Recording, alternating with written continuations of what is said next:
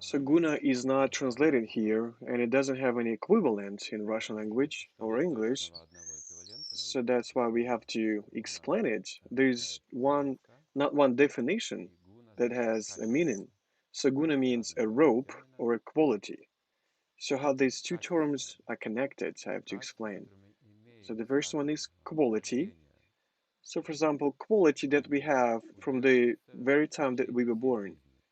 So they are kept during all our lives. If I have this quality, it holds me just like a rope. It keeps me. Either it's bad or good, it's really difficult to change something. But guna, which is the mode, it has this feature, it has this property. So it gives us a combination of qualities. It gives us some definition in this world. Either it's bad or good, bright or dim, strong or weak. Well, it can be anything. Everything that I'm describing right now, these are all the qualities. So I'm actually being colored into some, colors or qualities. And also, it's a rope because it's really difficult for me to change my position because I've already acquired these qualities. In, in order to become better than I am, I have to make an effort. So this is called guna, or you can also call it mode. It's a regime that I'm functioning in. So guna influences my activity, and the activity can influence gunas. So with the help of activity, I can actually change my qualities. So karma yoga, we've already talked about it. So with the help of activity, you can either elevate or you can degrade.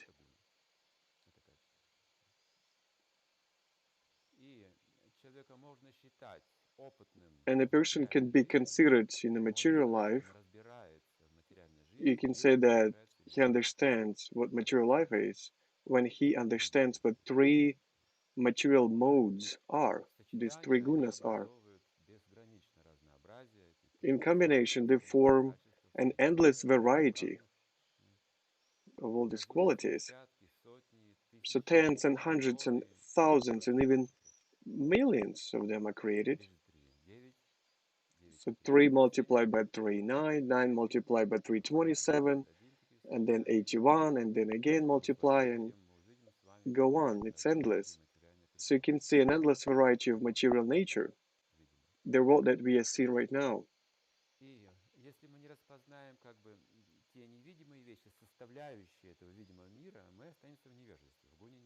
So if we don't see the things that we do not see right now, like physically, we're still staying in a mode of ignorance. So there are three modes: the mode of ignorance, passion, and goodness.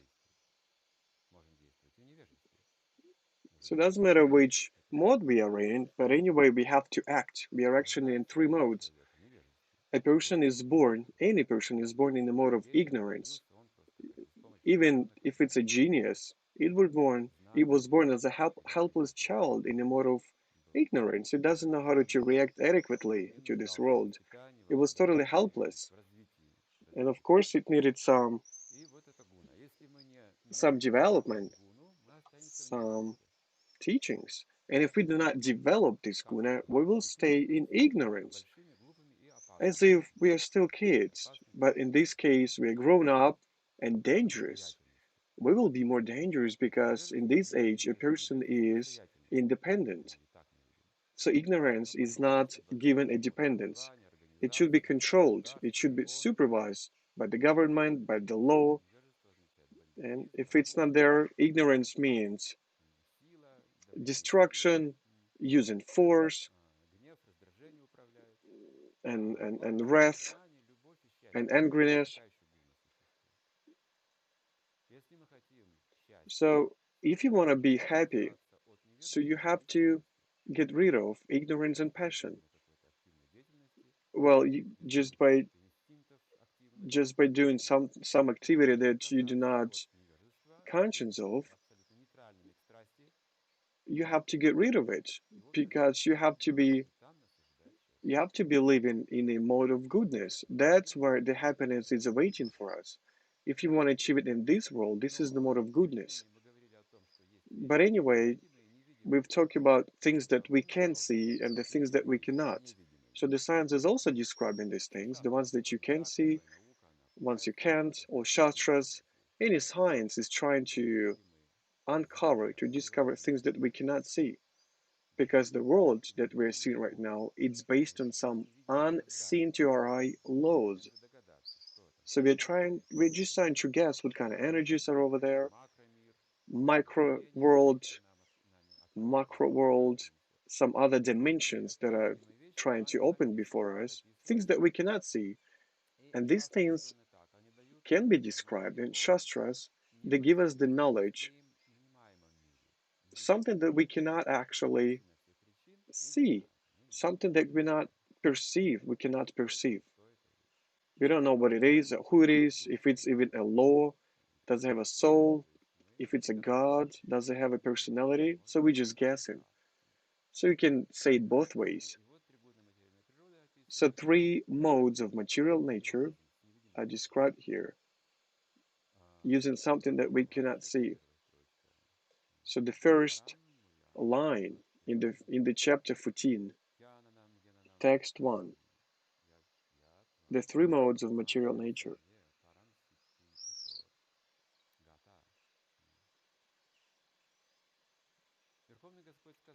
The Supreme Personality of Godhead said, "Again, I shall declare to you this supreme wisdom, the best of all knowledge, knowing which all the sages have attained this supreme perfection." The most supreme, the most elevated. Again, you see these words. We've already used this word in chapter 9. The most elevated, the most sacred knowledge. And then it's just growing up actually. Each chapter is giving us more and more wisdom and knowledge. And the 14th chapter, three modes of material nature. So actually the nature creation is described here. And it's even more sacred knowledge, that's what it's called. It's even higher than the spiritual and divine.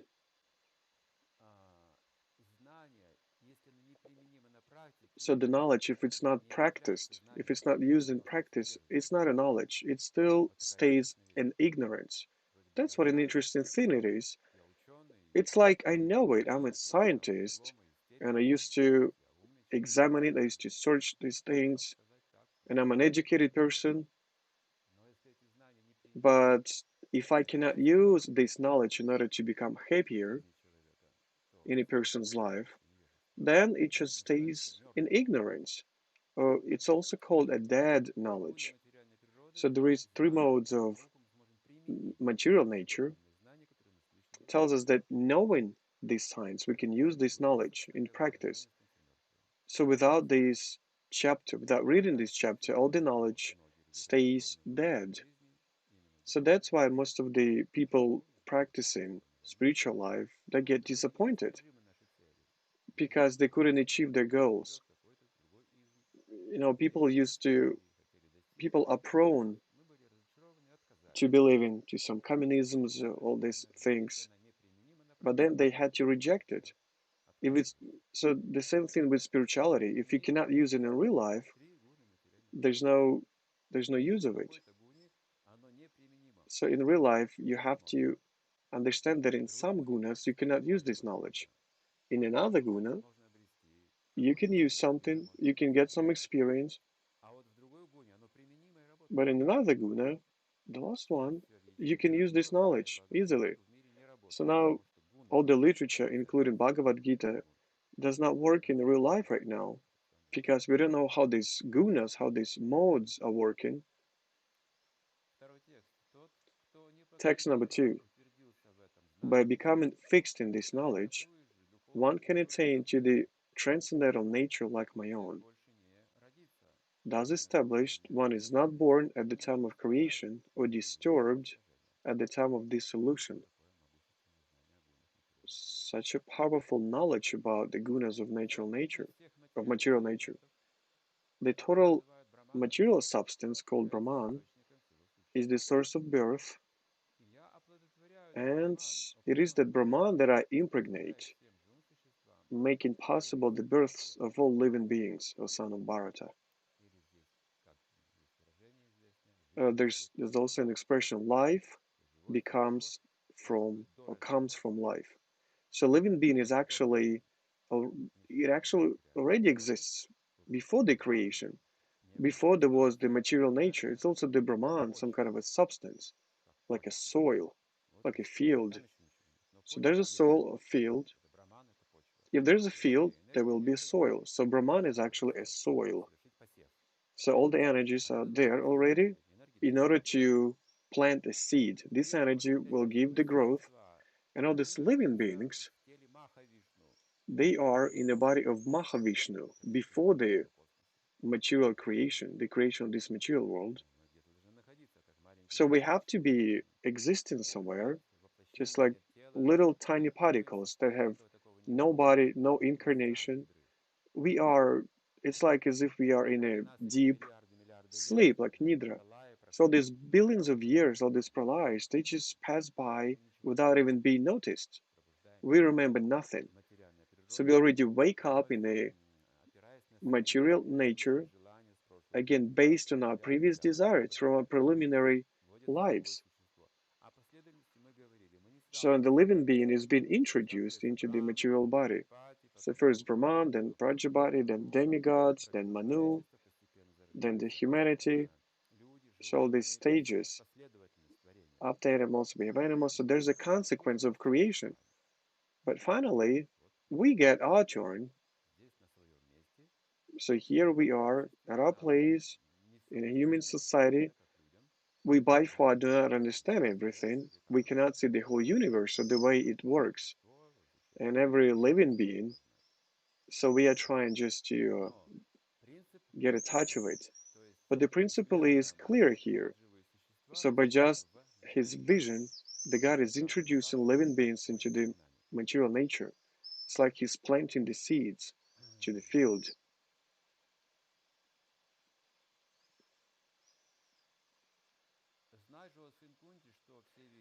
It should be understood that all species of life, O son of Kunti, are made possible by birth in this material nature, and that I am the seed-giving father.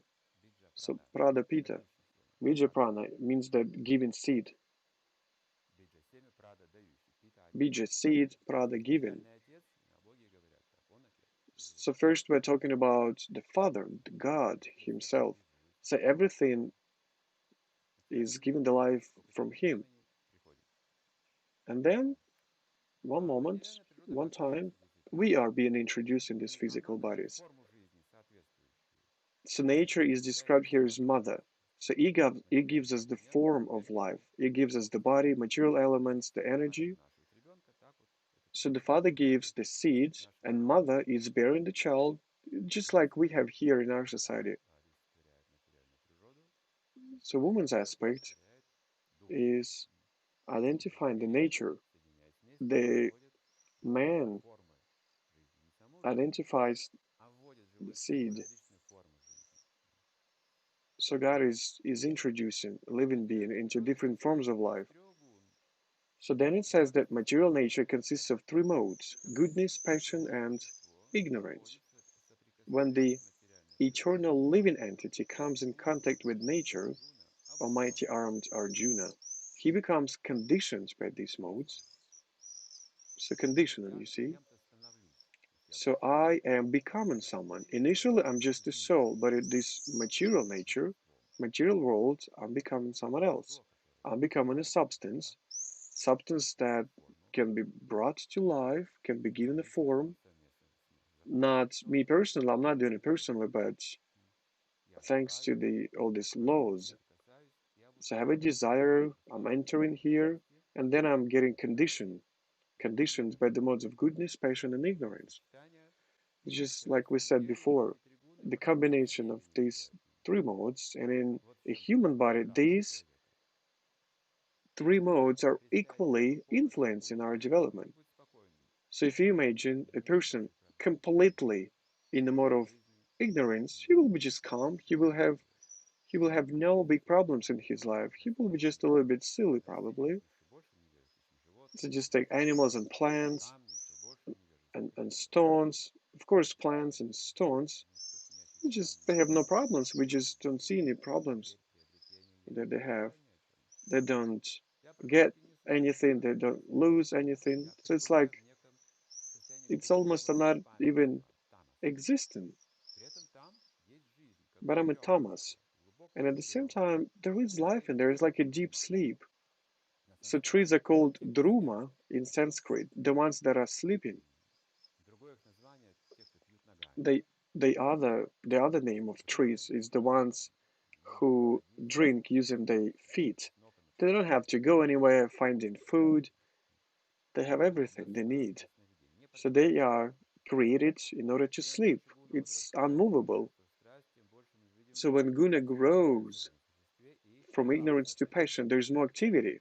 And of course, the different bodies are given in this mode, so they can move or walk or roll with the help of wind, for example, when the wind blows. So there are different forms emerge. So if you are given some passion, you already have some legs, four legs or even more. You use them in order to move. You get some feelings, just like eyes that can move, ears in order to hear, and the feeling of touch.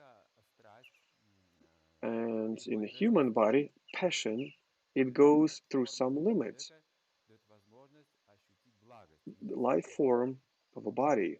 This is the only form of life that can feel goodness. So there's an impregnation, this is activity. Then looking for food, this is activity. Then defense is also an activity. But the human is given an element of goodness. So it has this natural inclination to ask questions. What kind of a world is this? So animals, they don't just stop, look around, and start asking themselves, like, oh, what is this? Why do I have a family? Because they don't have this guna, they don't have this guna of enlightenment. It just doesn't exist for them. They're working with people only. So in this guna, in this mode, people are contemplating, are thinking about the sense of their life. There's a level of contemplation when you start thinking. So this is the mode of goodness. And people are conditioned, of course. There are people that think a lot, people that act a lot, people that are a little bit slow. They're not even thinking of the sense of life, or they don't act much. They're just having fun. They do nothing. They're lazy. So of course we see these gunas in people. It's not that we praise these gunas. For example, if a groundworm is being lazy, we do not scold it for anything. But if a person is acting like that, of course, we will be criticizing him. So otherwise, we will not survive as a life form. So we have to act, we have to think. So there's a subtle creation that we have. We have to have clothes and shelter. We have to cook food. We can't just eat raw food without being cooked. Just like a crocodile eating his animal and digesting it right away, even digesting stones in his stomach, or a pig that can live under any conditions. You can eat practically virtually any food. So we are way more subtle. We have our feelings and emotions, broken hearts. So we go through so many tribulations. So if you look, little pig is being killed, but then the human continues eating anyway. Doesn't feel anything negative or bad. So without comfort, this physical comfort, a person will feel not very convenient in this world, not very comfortable. So we have to have trust and forgiveness. These are the elements of the good of goodness, of the mode of goodness. So living being is conditioned by all these modes. Have you noticed that this is not a theory? This is a fact. I'm giving you these practical examples. No theory here. So all these qualities, they form our being. O sinless one, the mode of goodness, being purer than the others, is illuminating, and it frees one from all sinful reactions. Those situated in that mode become conditioned by a sense of happiness and knowledge. So see, they're conditioned by the knowledge, by being by having scientific minds. So they can feel good in this world, in a world of birth and death. They even may forget about the liberation. So there are happy people in this world. They're also conditioned. They're just, walking around just like silly people, and they forget what's waiting for them ahead. It doesn't matter if he's happy or not. It's just I have food, I have money, I have earned a lot of money, I've built a house, I've got a good family. So what else do I need? I'm happy. Why do I need anything else? Why do I need to think about death? Why do I need to darken my life? So this is the influence of a mode of goodness as well. It doesn't enlighten a living being until the very end. It doesn't enlighten a living being fully. But in the mode of passion, a person is struggling. He thinks that I haven't still achieved all that I had planned. I still have to make more money. I have to fight for my life. I have to win everything. So this is the mode of passion. So this kind of a person is very well organized.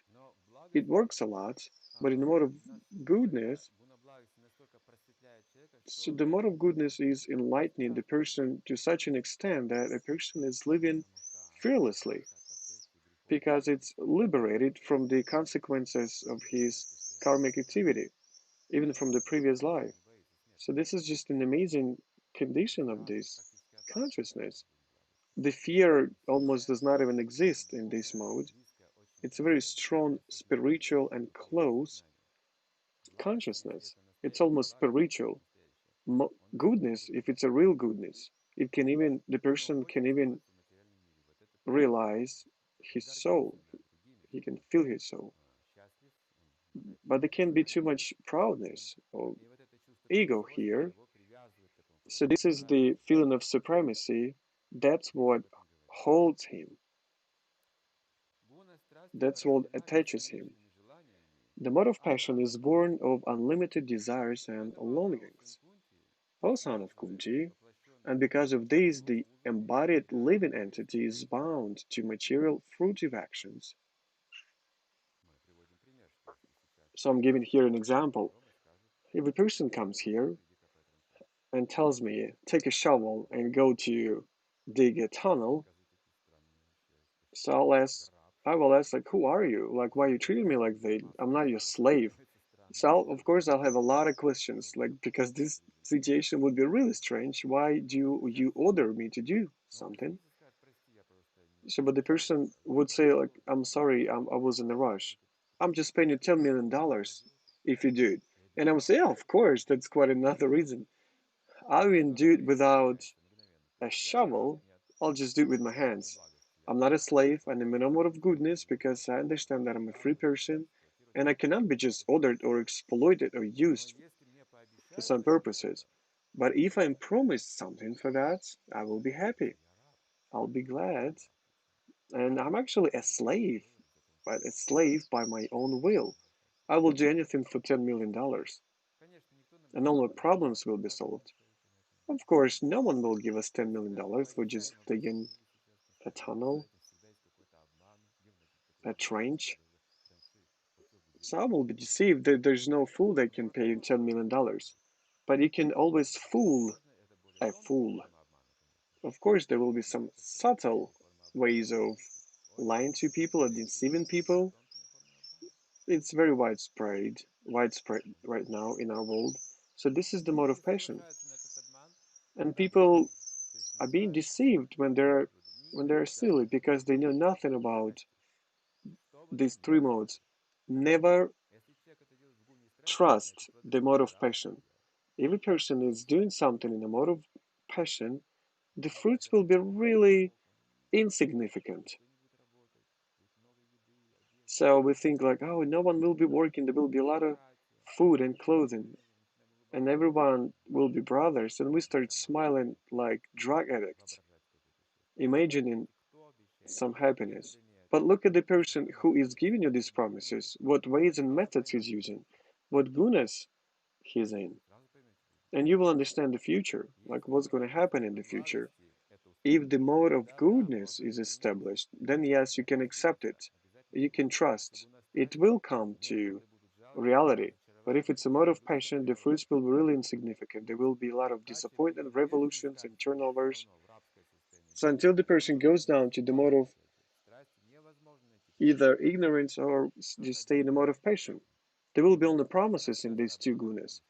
We are deceived because we also live in the mode of passion. That's why we trust passion. But if we rise in the mode of goodness, we understand that you cannot trust these guys. We understand why we are being exploited by them. So there will be a lot of desires, endless desires and egoism. So the mode of son of Bharata know that the mode of darkness, born of ignorance, is the delusion of all embodied living entities. The results of this mode are madness, indolence, and sleep, which bind the conditioned soul. So once again, this is sleep, laziness, and madness. Well, of course, it doesn't refer to us. So we're not sleepy now. That's one. We're not lazy because we work, and we're not insane. You see, we are above this mode of ignorance. So do not be in hurry with the diagnosis. If you think yourself this way, so this is diagnosis, it means that you are in a mode of ignorance. If we think we have no problems, this is the mode of ignorance. I'm always in a condition of sleep, laziness, and indolence. So if a person is not connected with yoga, with God, there's no difference. Either it's a demigod or some genius person. This is all connected in the cycle of birth and death. The one that is on top will fall down. The one that is at the bottom, he will go up. There's a cycle. So such a grandiose illusion that I'm out of these gunas. Uh, I'm not in mode of ignorance. So when you think of that, once you think of that, you are captured by Maya. So you are conditioned. It doesn't matter which mode you're living in. Even in the mode of goodness, you are inclined to sleep and madness and indolence. So we think about something material, we are not afraid of anything, but we are talking about God, we are afraid. So they are afraid of something that they're not supposed to be afraid of. So people are going to hell, just like Prabhupada used to say, singing and going to hell. Of course, they're afraid to turn to austerity. If we just tell them, wake up very early in the morning from 4 to 5 a.m., it's very important to be in a mode of goodness. But people will get afraid of that, but they're not afraid of sleeping until 12 noon because they live in tamas. They're not afraid of it. It's madness.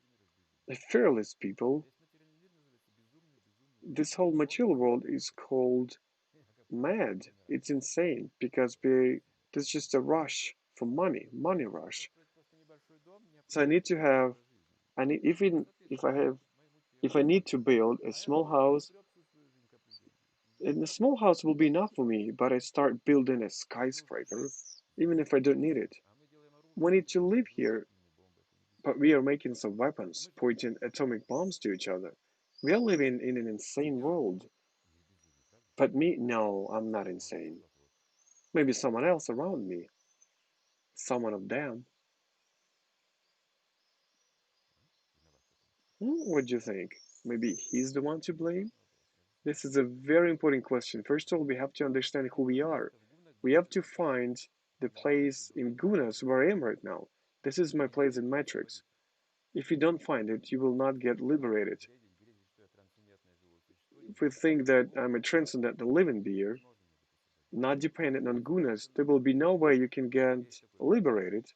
So there's a good example. I can know, I may know the whole globe perfectly, just like a genius geographer. I know where Washington is, Tokyo, and Moscow. I can even show you them on the map. I can even on the transit ways and railways and ships. I cannot learn them, but if I don't know where I am right now, I cannot reach these places. So what's the sense of this education? First of all, I have to understand who I am. Yes, I am a soul, but what is the way I'm conditioned by these gunas? So from this point, I can progress. I cannot progress from any wrong point, from someone else's point, standing point in this life. So I'm just trying to imitate someone else in my life, but no one is actually progressing this way. It's vice versa, everything is going to hell. We see that our world has this tendency. Our gunas of material world is like a rope. We took a step back, but if you want to go forward, no, you're not restricted by the rope. It's really hard to break it. A son of Bharata, the mode of goodness conditions one to happiness, passion conditions one to fruitive action, and ignorance covering one's knowledge binds one to madness. So there's a little command. Well, a person living in a good mood, in a mode of goodness, it finds his satisfaction. For example, teaching. So, for example, a teacher or a scientist. So he works there. Sometimes the mode of goodness becomes prominent, defeating the modes of passion and ignorance. Sometimes the mode of passion defeats goodness and ignorance, and at other times ignorance defeats goodness and passion. In this way, there's always competition for supremacy. So people sometimes open up hospitals and charity organizations. So these are the criteria of the mode of passion. And then everything the person is doing in the mode of ignorance does not give any bliss, either to him or to any other people. It's a useless existence in the mode of ignorance. So something that you have to avoid by any cost. So we have to understand in this chapter how to avoid tamas, mode of ignorance. So there's also a mixture and addition of some other modes. Even if you're in the mode of goodness, there will be a little bit of tamas as well. So tamas is very dangerous. Passion is dangerous when it's not connected with goodness. If it's connected with ignorance, that's when it's dangerous. It starts with goodness. I feel good here, I'm staying here, but then I understand my supremacy above someone else. This is passion already. So it's closer to goodness. But then if I use this supremacy to get things, to get more money, in order to do some charity, for example, so this is passion. I'm going deeper into passion. Then I'm interested in the fruits of my activities because I don't see any gratitude by people. Maybe I don't have to serve to people so much. Probably I should take care of myself now. So these are my thoughts. Maybe I'm self-sufficient. I'm good enough. So that's how I'm going deeper into passion mode. And then I'm just starting enjoying my life. That so this is the mode of ignorance. It's the useless existence. So when you just enjoy your gunas, it's just a useless way of life. You have to enjoy spirituality. Happiness is making a person better, but when you just enjoy gunas, you're going down. So sometimes the mode of goodness becomes prominent, defeating the modes of passion and ignorance. Sometimes the mode of passion defeats goodness and ignorance, and at other times, ignorance defeats goodness and passion. So there's always competition for supremacy. You see, the gunas are moving. This is just amazing, an amazing movement. It's such an unexplainable, subtle thing. I don't even know what to compare it to. Probably if you've ever held mercury on the surface of a table. So there's some special devices which use mercury because it's really sensible to gravity. It's really hard. If you hold a droplet of water, it just sticks to the surface, but not mercury. Mercury is way different. So this equilibrium condition, it's so difficult to manipulate these gunas of nature, just like the droplet of this mercury. It's changing constantly. Even your little tiny action can change your life. One word used correctly or not correctly can change your life. So the sages, they say that the sense is is in all these details, can be life changing. So these are the gunas of our natural existence. Just imagine what kind of world we are living in. So from the very birth, we are kind of anchored in some guna, in some root moment. It's called guna karma. This is the birth. For example, your gender, male or female, this is guna karma. It's gonna be with you for all your entire life. And then something that is movable, your words, feelings, and actions. This is an acting guna karma. So that's why we have such a complicated world in front of us. So living being is moving these gunas by using his desires. And the time is just rotating them. They're just rotating these gunas. So if there's goodness, if there's good, there will be evil as well. So that's what we say. If everything is perfect right now, so you have to wait, there's something is going to change in the future. It's always changing. If a person is living in a mode of ignorance for a long time, it's struggling for his life, it's going through a lot of sufferings, a lot of effort is used by this person, and there's there's so much to do. But then just imagine a mode of goodness. Probably this person meets another enlightened person. Or just the beauty of nature when a person is prone to meditation, just by the beauty of this nature can put him to trance. It happens, it can happen. For example, it happened to Vivekananda. It got enlightened. He didn't get full enlightenment, he didn't get to the personality of God, but he got a touch of it. It's described that when he saw a flock of white birds lightened by sun in the background of a thundercloud, it's just by looking at that, he was put to trance. So the thoughts of creation, higher energies that just pierced him. So this way or another, it happens. Just kind of an enlightenment.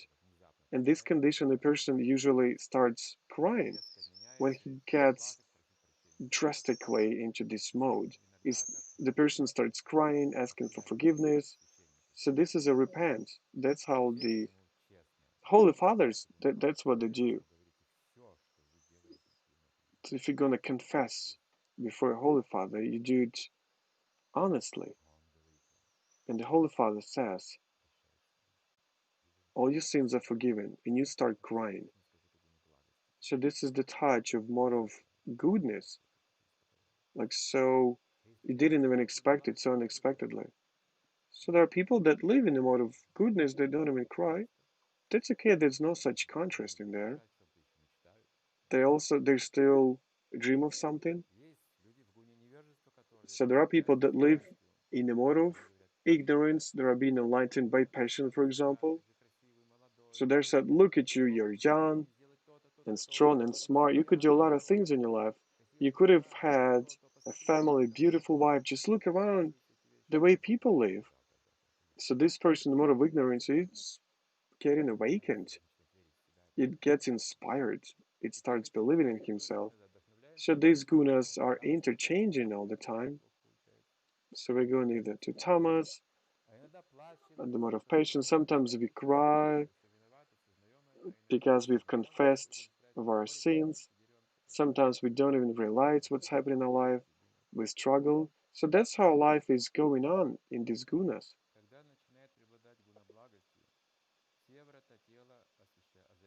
So when the mode of goodness is prevalent, everything is enlightened. The manifestation of the mode of goodness can be experienced when all the gates of the body are illuminated by knowledge. So material body has 9 gates. So ears and eyes and nose and mouth and nose. So when all these gates are enlightened by the criteria of goodness, so all these organs of perception, they're working correctly and they allow a person to perceive this world as it is. In the mode of goodness, a person is getting cleansed. The, the signs of happiness are just decorating all the gates in his body. And he understands that he's living in the mode of goodness. So it's like when you're happy just using your eyes and nose, by touching things, by smelling things, they give you happiness and knowledge. How? It's just so simple. Just by looking at things, you understand a lot. So this is a skill. This is an art in order to hear, to see. This is yoga in this guna. It's not just when you look at something but you don't see it. So this is yoga. When you use your feelings in order to see the happiness, just with the eyes of happiness, just by touching something or smelling something, knowledge. So some time ago, for example, if you see a person in a mode of goodness, just walking down the street, you don't have to read a lot, just ask him.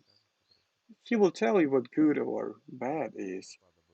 So some time ago, when Prabhupada was in the United States, it was another climate, other fruits, some berries that do not exist in, say, in India. So he has never tasted some of them. So blackberry was given to Prabhupada. So and his disciples just asked, they asked Prabhupada if they can eat this berry. So can we offer this to deities? So Prabhupada took one berry, he tasted it, and he said, yes, you can. So you don't have to read any books, it's cool, it's just guna. If you are in a mode of goodness, you can define everything by just using your perception, like the smell, the touch. So when you see happiness, it's just because you choose the mode of goodness. There are some bad things, of course, in your life, but you just don't pay attention to them. You just filter them out of your life. Everything that you read, you watch, you hear, you just get the very best of it, the very best of this knowledge. So this is happiness, this is the mode of goodness. If you see a person having different gunas, when you talk to this person, you may be happy just touching, just having a touch, a contact with his mode of goodness. So what do we have in this life? We see some disadvantages in a person's personality, and then we start fighting or quarreling with him. There are some other modes in this person, but we just don't see them. So there's an example of fruits, a good ripened fruit, but it's and if it has something on its side like damaged, of course it will take a bite from a good side in a mode of passion. You will see this spot on the fruit. In a mode of ignorance, you will start, digging into this fruit using that spot, the damage. So this is the using of our senses in a mode of goodness, to see things just like they are, as they are. When there's an increase in the mode of ignorance, or son of Kuru, darkness, inertia, madness, and illusion are manifested. When there is an increase in the mode of passion, the symptoms of great attachment, fruitive activity, intense endeavor, and uncontrollable desire and hankering develop. So sometimes it happens in our lives. It's not so rare. So I've been to many countries and I've gotten in touch with this phenomena, in a lot of countries. So there are people that love each other, affected by love, but the object does not respond to love, for example. A person is not able to even understand anything, to perceive anything. He's in love. It's just going insane. Sometimes a person can even kill his object of love. So usually people use knife for that. Yeah, we've all seen all these examples in our lives. So there was a man that I knew personally. He died just because his wife had left him. He died just a week after his wife had left him. This is called a very strong attachment in the mode of passion. Another example of mode of passion, now for example, in time of crisis when people lose a lot of money, they lose big money and they just throw themselves out of windows. If a mode of passion is rising to some level, the critical level, this critical level is called insanity, some psychological deviation. The person is just going crazy, just going mad. So that's the danger of a mode of passion. It's just destroying the person down to the mode of ignorance. Yeah, it's very hard to do anything with such people because they're so deep in the mode of ignorance. We just have to wait for some time. We just have to calm them down somehow, just by using material means.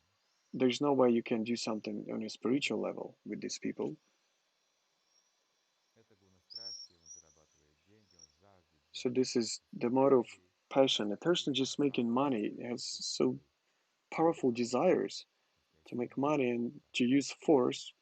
He thinks if I'm stronger, then everything is correct. You see, there's also everything is mixed in this mode. So activity is good, discipline is good, self-organization, some kind of a subordinates to some structure. There are some elements that are quite benevolent, but there are some disadvantages also in the mode of passion.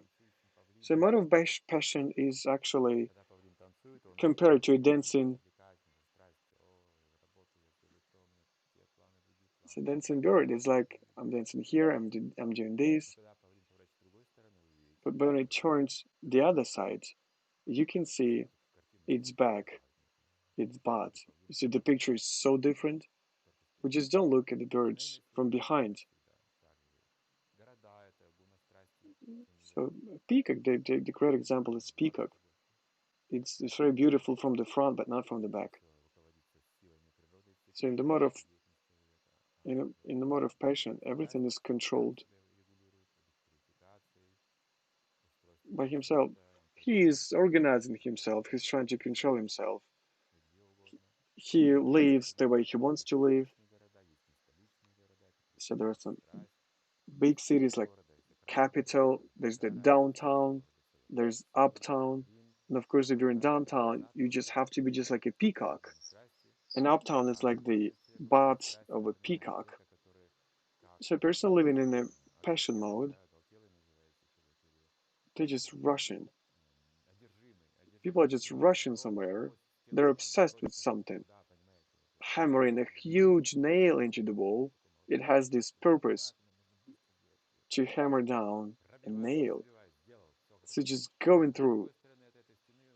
But on the other side of this wall, a huge block of this wall just falls off. So mode of passion, it brings both destruction and progress. So we are making some highways, some cars. Yeah, we've achieved so many things.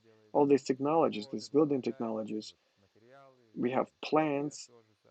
We manufacture a lot of things. for these chemicals and new materials. But as a result, the ecological system is getting worse. So this is not a mode of goodness. Mode of goodness is actually a collaboration with the forces of nature, not their exploitation, but collaboration with them. Types of energies that I'm collaborating with to make me happy. So I'm taking just one step. So I've taken the first step, but I look forward. So I have to collaborate, and I can get liberated just using the mode of goodness. There's only way out of this world is through the mode of goodness, with help of knowledge and goodness.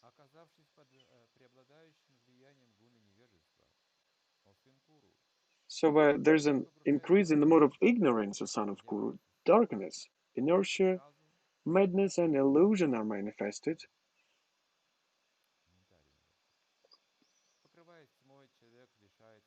So there's a little command. Being covered by darkness, a person is just losing the knowledge. The one in the mode of ignorance doesn't follow any controlling principles, regulating principles. No purposes, no high purposes in his life. Even though they're able to work, they don't like to be working. This is an illusion. So their consciousness, it continues to work. By they themselves, they are not acting. So these are the signs of a mode of ignorance. We can say, who is inactive right now? If you don't act, you will not survive. Well, this is true, but this can lead to inertia. So an example is that there are a lot of people, they do a lot of useless actions. This can be called an inertia as well. So they've come up with some kind of an action for themselves. They do something, but there's no use of it. They're not being useful for the society, either for society and for them as well. You can build a whole civilization just on the basis of ignorance. You can you can create a euphoria, but using the mode of ignorance. You can give this illusional happiness to people. You can develop some science, but based on a platform of ignorance. So what's the purpose? What's the purpose of this? If there's no purpose, everything is going to be destroyed because everything is supported by the final purpose. Everyone should reach this purpose. That's when it can be called a fundament, a basis. But in our lives, what we can see is only those achieve their purposes when they're being very passionate, young, energetic, educated. So this is all passion, they correspond to this time. But the people in the mode of goodness, they're being rejected by the society. Okay, people, retired people, they're in the mode of ignorance. They're not active, there's no energy, they don't even have spiritual knowledge, they don't know how to live in the society. So independently of the society, they just live in the mode of ignorance. They cannot live fully. They cannot make any money. They cannot support themselves. So they have quite a hard living, hard life. So it turns out that a person is being born in a mode of ignorance and then dies in the same mode. So in the middle of the life, a person lives in a mode of passion, but he just burns out by the end of his life. So you have to have a purpose. You have to understand why you're born, why you work, and where you're going to. When one dies in the mode of goodness, he attains to the pure higher planets of the great sages. It's kind of a paradise, heaven. When one dies in the mode of passion, he takes birth among those engaged in fruitive activities. And when one dies in the mode of ignorance, he takes birth in the animal kingdom. So this is the principle, three principles. And again, there's a gradation and a combination. There are no details here. So Gita is just giving us the details. It just giving us it gives us the principle. So you have to start acting. You have to know in which guna to act and how to reach the success fighting in your life.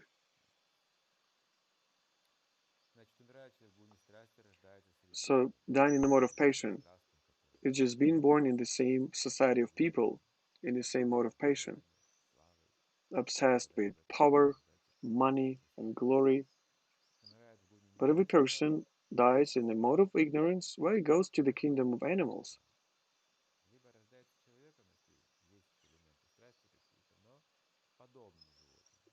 Or it's being born in a side of human in passion mode, but looking like an animal with all the qualities of animal.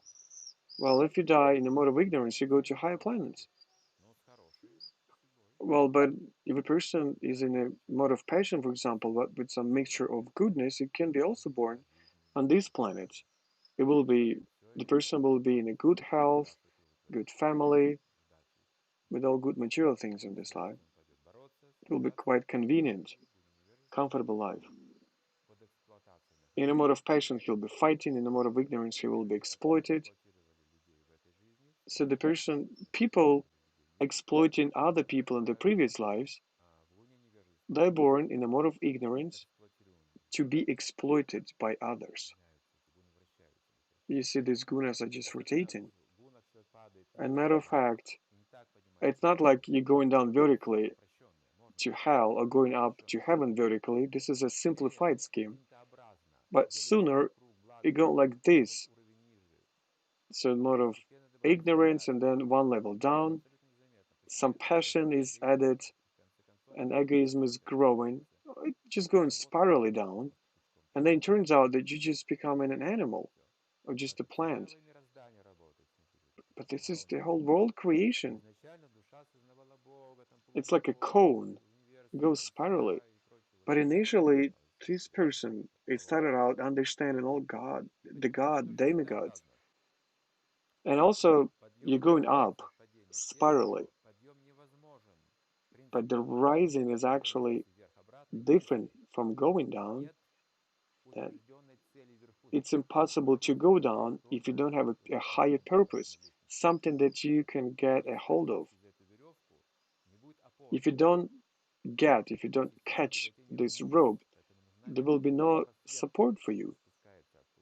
There has to be a rope coming down from the higher level, from the mode of goodness. You have to have a spiritual master. You have to have Bhagavad-gita.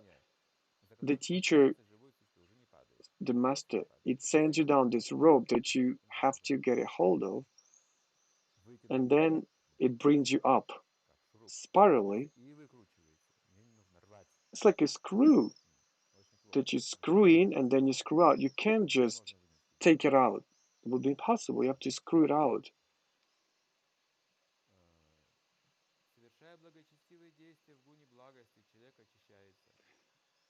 The result of pious action is pure and is said to be in the mode of goodness.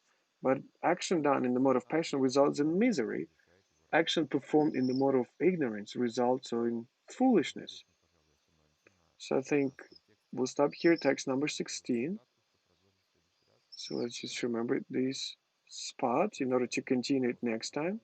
So now we go into the questions regarding modes of material existence, material nature. So if a person is very attached, will it get liberated if someone helps him? So what method is better in order to get liberated? Is it better to do it slowly or faster? Which one is more effective? So the answer is any method is working, but you don't have to fantasize about it. I'll explain. It means artificial method. The method of growing, it should be chosen according to all the circumstances. Of course, we want to develop fast. Anything we do, we want to get a fast result, quick result. So that that quite often gives you some fantasies. You're making too much of an effort. The circumstances, if I still have all my life ahead of me, I have to do it gradually, step by step. For example, I am 18 or 20 years old. I'm getting in touch with this knowledge. I know about gunas, I know about Bhagavad Gita. So what am I supposed to do to become Paramahamsa instantly? Now I'm just 18. So this is the age of getting knowledge.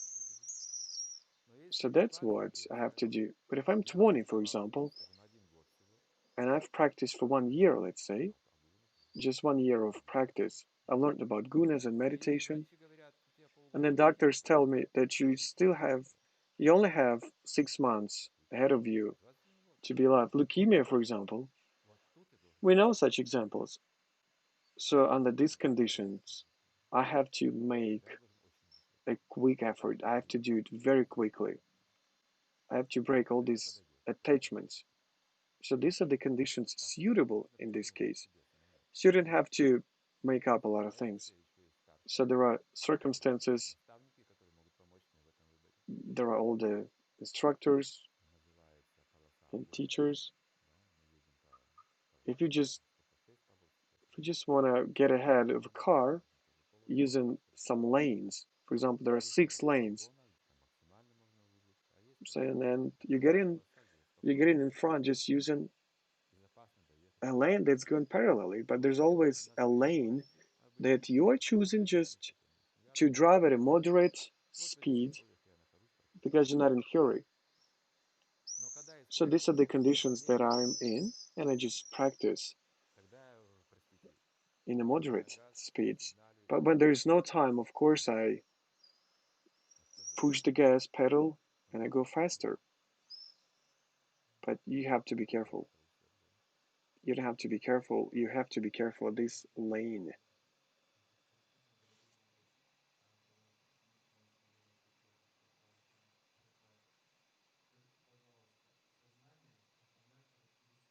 So the consciousness is the fundamental criteria of a soul in this world.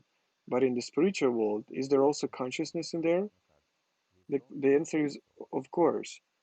There's sun and there's a light of sun. The sun is the soul, but the light of this sun is the consciousness. But you cannot separate them. So the sign of consciousness is it's here. We don't see the soul, but the consciousness is a sign, is a criteria. We do understand it's there. So by just judging these criteria, we understand that the soul is out there. If we just see the light, we know that the sun is out there as well, and there's no difference. So all these signs, well, we don't see the consciousness itself because we are in different modes. But in the spiritual body, there's no difference. Consciousness and soul, this is the same essence.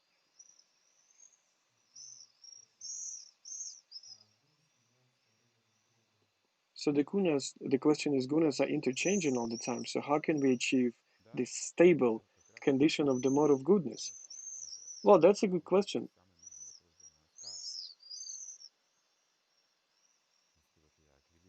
See, if I'm trying to balance out, these gunas are rotating, and I have to be, I have to stabilize myself to be just in a mode of goodness. I have to train myself.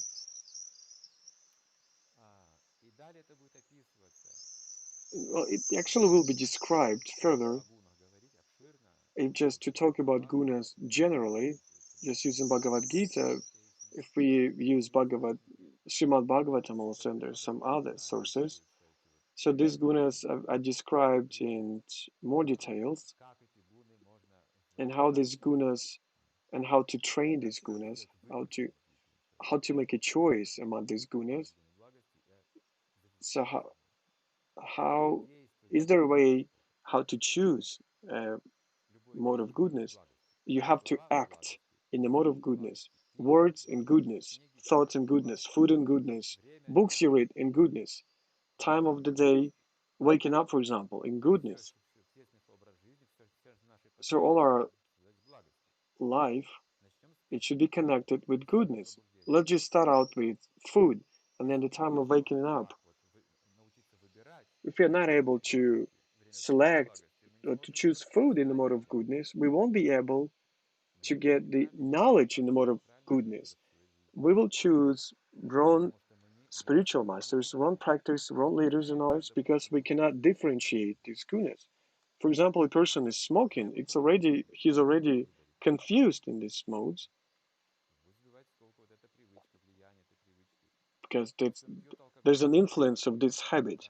If a person is taking some drugs or alcohol, of course it will be confusing and quite challenging for him to differentiate between these modes. Which religion to choose? He just doesn't differentiate.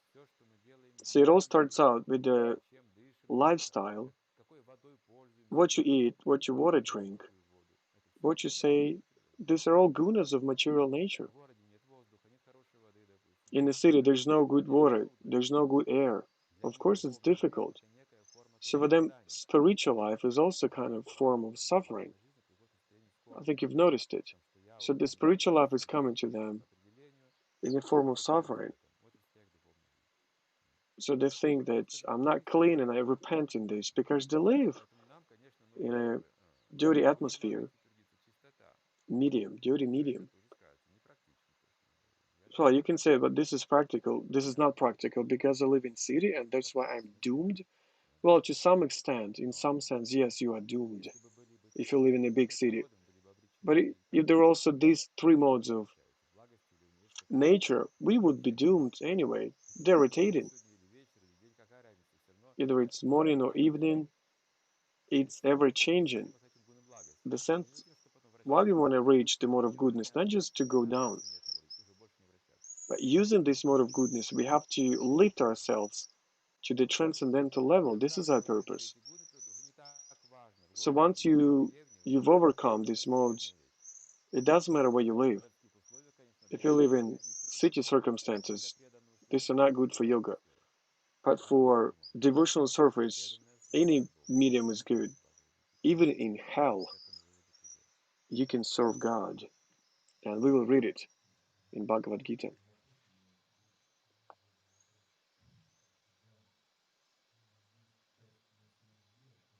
So the question is, there's part of people that know some information about soul. And most of the people that do not know what soul is, they don't have this knowledge. So how are they supposed to reach the higher purpose?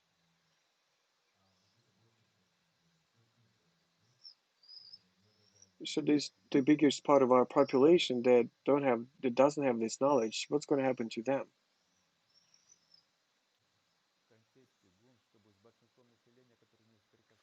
So the question is, what's going to happen to the most of the population having no knowledge? The answer is it will be diminishing. In the mode of ignorance, in mode of ignorance, these people will be destroyed. There will be some wars, some stresses like high stresses. So they will be destroying themselves intellectually as well. If they choose this direction, the mode of ignorance, the person is not creating the way that he's just going one straight line. So most of these people they will find something that will attract them.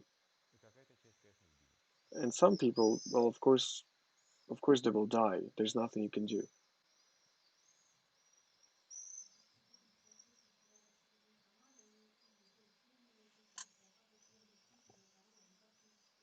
So the question is, what about what about hippies? Like they were living in a mode of ignorance, but they met Prabhupada. So the question is about drug addicts. So remember Srila Prabhupada, his first disciples, they were hippies, drug addicts. So, so the answer is yes, he has saved all them all because they were being destroyed by drugs. No one can defeat drugs. You have to just avoid it because this is very destructible. It's very powerful. It's a very powerful means of Maya, the illusion. So that's why the hippies they would die if not Prabhupada. But there was one element that all these young people possessed. They didn't take drugs just not for the sensual feelings. They were just looking for the truth because they were deceived. So that time they were deceived by some teacher. So that teacher instructor, he discovered LSD. So it was accessible to all people. So he was experimenting, he was testing it, either on himself or some other people. And he understood that there's a psychedelic experience helping you to understand this world differently. So he started experimenting with this LSD, and I've even read his manual. It was really captivating, the things that he was writing about. Not many people could actually resist it. You just take a dose, and you just being transferred to another world. You can live there. So very esoterical topics. So he's explained everything, the doses to take, and they even started selling LSD in kiosks. So here you are, just get your spiritual experience. Even chakras, he substantiated everything. So that's what was going on. And hippies, they just took these treatise as a salvation. They didn't even understand it would take them to destruction, that they would die.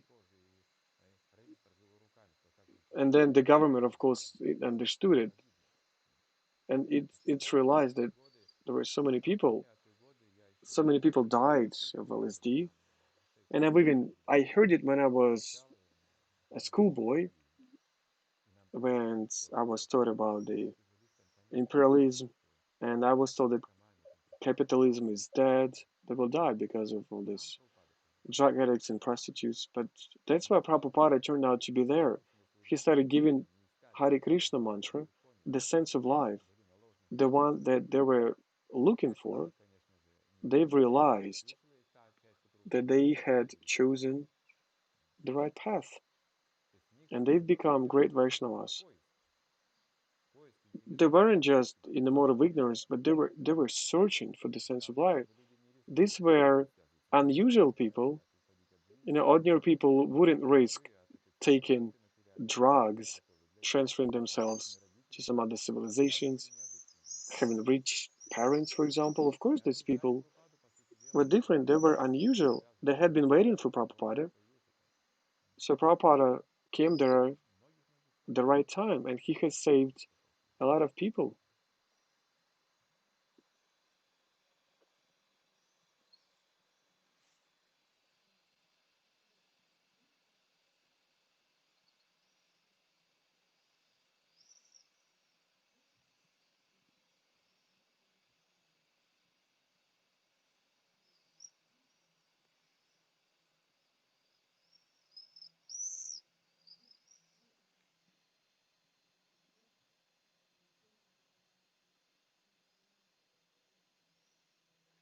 So the question is that when we have some tribulations in our lives, some trials, how should we proceed? What should we do? So there are two terms, sadhana and kripa, two notions. If we are thinking about the progress, the spiritual progress, sadhana is something that we do in our everyday life, just exercise in our own effort. So we regulate our duties, material duties and spiritual duties. If you have family, job, so this is my duty, and this is also my progress. This is my dharma. This is my responsibility. I also learn how to do. This is called sadhana. Everything that is loaded on me in this world, I have some responsibilities, some duties, so that the society can benefit from me as well. I have to be useful for the society. This is my sadhana. And plus my spiritual life, early awakenings, sacred food, my mission. I have to understand how to achieve my mission. So this is a gradual growth, and it encompasses all spheres of my life. And I understand that everything is spiritual as a result. And I understand that everything is in Krishna's consciousness. And I'm leading the correct life because I'm going through all the aspects of my life. But when there's no time for this, when I don't have time for this, my life is ending, and I understand that there's no time for me to do anything else. I'm not being useful for the society. For example, I have like 6 months left for me to live. I reject my dharma just for the higher dharma. So I deepen myself into the spiritual consciousness to get kripa. not by just using my own efforts, my own strength. It's just when I don't have time, when I have this really powerful desire, sincere desire, I go straight to God. I call up to God. I'm pushing myself to God. Because here, when I have a lot of time, I still understand that there's a lot of time ahead of me. I don't just call up to God straight. Understand that I still have much time ahead of me. But under these circumstances, it is allowed for me to get the mercy of God, Kripa. So this is not sadhana. You can't do much in just 6 months. It's only Kripa should be. But it's only possible when a person has this very powerful and sincere desire. So if you still have some material duties and you live in this world, and you only live about your spiritual consciousness, not implementing your duties, there's a sin. Kripa will not happen. This is my egoism, because I'm doing it just for myself. When I'm doing something just for myself, but not for my relatives. So Buddha once, he gave this example. When you just renounce everything, because he was looking for the ways of salvation for all the people. So he placed himself on a straight way, from the beginning till the end. But this was extreme. It was an extreme condition.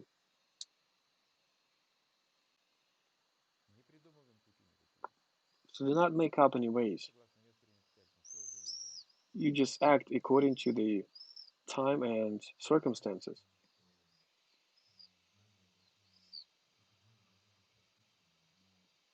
So once you said that this knowledge should be practical, but in our modern life, it's really hard to implement them practically.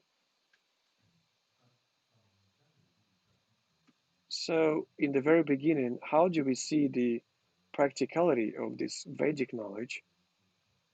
How can a person can bring this practicality into his life? How can he understand that all this knowledge is practical and it's not connected with money, with the position society?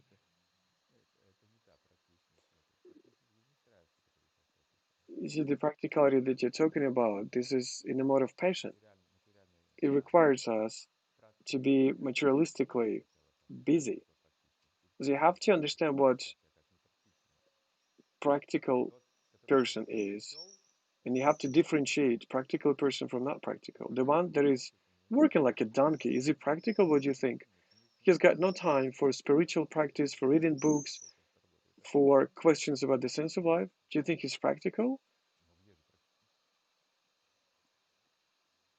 So it's not practical at all. It's just the modern image of a person turns out to be just a donkey. A businessman that is successful, but he's got no time for spiritual development. He's also considered to be a donkey, just a big donkey, successful donkey. See, from this point of view, they are fools. So practical means happy. If a person is happy, that means he's practical. He knows how to live. It's not the person that is busy all the time. If he's not happy, he's not practical. The one that is happy, he becomes practical. So it turns out, if you're practical, you have to work all the time. No, it's not like that. The practical person, he takes into account all the aspects of his life, spiritual, emotional, and material. So if he takes into account all these aspects, then when he becomes happy. But the question is, what is it that gives us this happiness? So Vedas gives you the knowledge. They give you the intelligence. This knowledge gives you the intelligence. We have this knowledge in our hearts. So Vedas do not give us something outside. If it were so, it would be the passion of Mohan. You have this knowledge inside of you. So people lack of this internal knowledge. How can they be practical if they do not see anything, if they're blind? So consider being practice. So you can be in different modes. You can be practical in different modes as well. So everything that I do should have a higher purpose. For example, I eat. Well, this is really great. Or I contemplate on something. Oh, I'm doing something really great. I'm glad. You see there are some philosophies like this, elevating people, and they think that they're doing something really great. So now we're thinking of a practical person as one that is working all the time until he just collapses. And there will be a sign. Hero lived from this time until that one. Okay, that's all you have deserved in your life. But the practical person in the mode of goodness, he has all the aspects of life.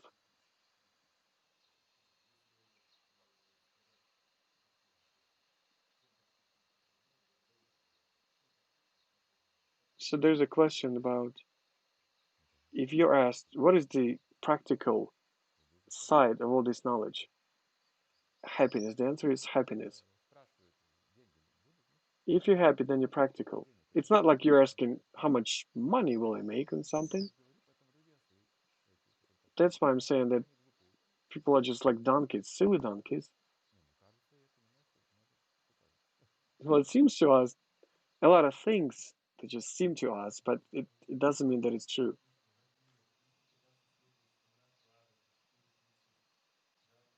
So the question is if we just follow the standards of arati, japa in Srimad Bhagavatam, with the help of decreasing the time for sleep, like 4 or 5 hours, is it just being fanatic in the mode of ignorance? Who is suffering here? Body? So the answer is, well, you have to be living in the mode of goodness.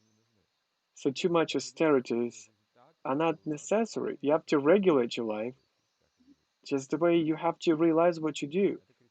You have to understand that you're living together with Krishna. Everyone should be happy. You have to realize your life through happiness and knowledge. It's not like I sleep 4 hours a day. That's why I'm already elevated. But I'm sleeping during all the lectures of Bhagavatam and I understand nothing. So this is passion and ignorance. But this is good that we are trying to try forces to test ourselves, to wake up early, to fast during the Ekadashi. In the beginning, yes, this is good. This is like a test of yourself. But gradually, you will see that, well, probably for you, this kind of austerity is not very beneficial. But for another person, it will suit. Well, there are people that can only sleep 4 hours a day, and I've met such people. You cannot put them to sleep. They're in a Krishna's consciousness. Some other people, they have to have enough sleep because they can do anything, even japa. They're conditioned in other way. So you have to find your own regime. You have to regulate your life in the way that you can be happy and grow spiritually gradually until you have the right time to speed up your practice. So the question is, what are the signs that I'm doing my dharma correctly for the society, for my family? How do I understand it? Well, that's a good question. The mode of goodness, if we just talk it in common terms, this is common life. The passion is our activity, and ignorance is just a rest. So when life is not regulated, there's no mode of goodness. There's no spiritual life. There's no time for you to read books of Srila Prabhupada, read to Bhagavad-gita. There's no time to concentrate on mantra. So you just yielding these things. It means that your life is regulated not correctly. These are the signs, the criteria.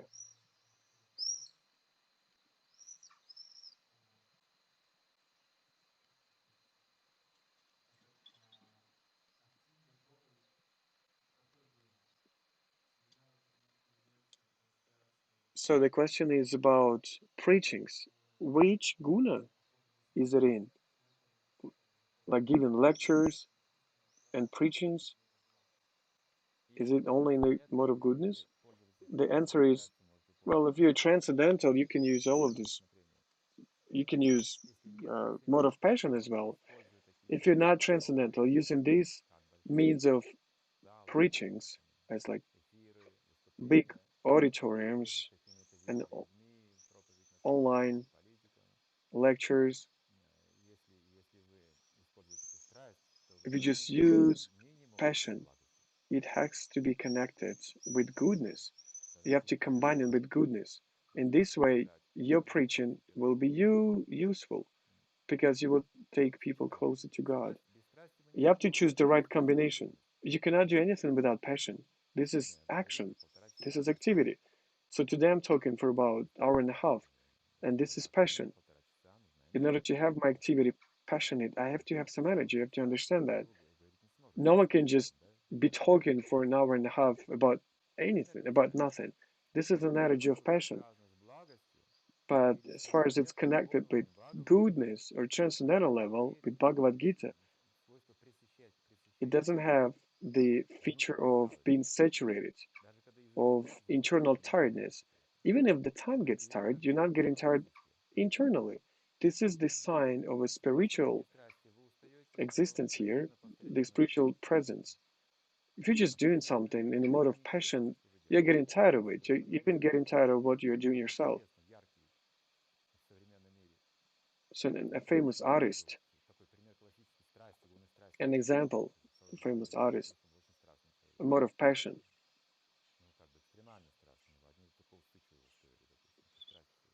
So there was one artist who was very passionate. He was living in a mode of passion, but by the end of his life, he had lost all the taste to his life.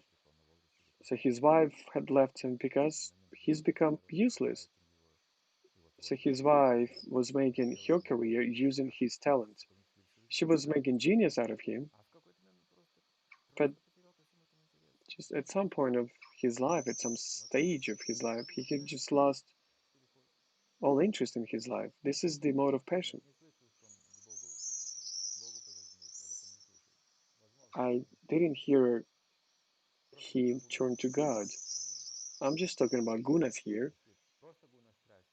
If it's just a simple mode of passion, you will lose interest sooner or later. If you just preach using passion, don't be afraid of it. So if there's an element of serving in this mode, some combination with the mode of goodness, the person will elevate himself, he will find the way out. So all the leaders that impress a lot of people, these are the people in the mode of passion. They're very attractive. The way they dress, the way they speak, they just transfer the consciousness of people. This is the mode of passion. So they can show up being so scientific. But sooner or later, all these teachings, they are forgotten. This is the mode of passion. And also people, they find some disadvantages in these teachings. So these teachers, they are interchanging. Sedanki found the carrot and he thinks to himself like, soon I will bite, I will take a bite of this carrot. And it's just endless. But if you combine it with the transcendental level, this is something other. You will go up, you will elevate. So depth is emerging here. When Jesus said, he said love, we'll still repeat this phrase because it was deep, nothing new, but it's deep.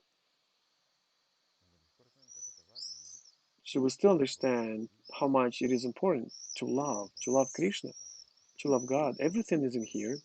It's deep. He had opened it for us. So we're talking about Chaitanya Charitamrita and Bhagavad-gita, Srimad Bhagavatam. So this depth is open there. It it opens up the concept of love. Nothing new, but Depth is opened up. It's just before that we used to be in shackles. They were holding us, but now we have known these shackles, so that's the difference, nothing new.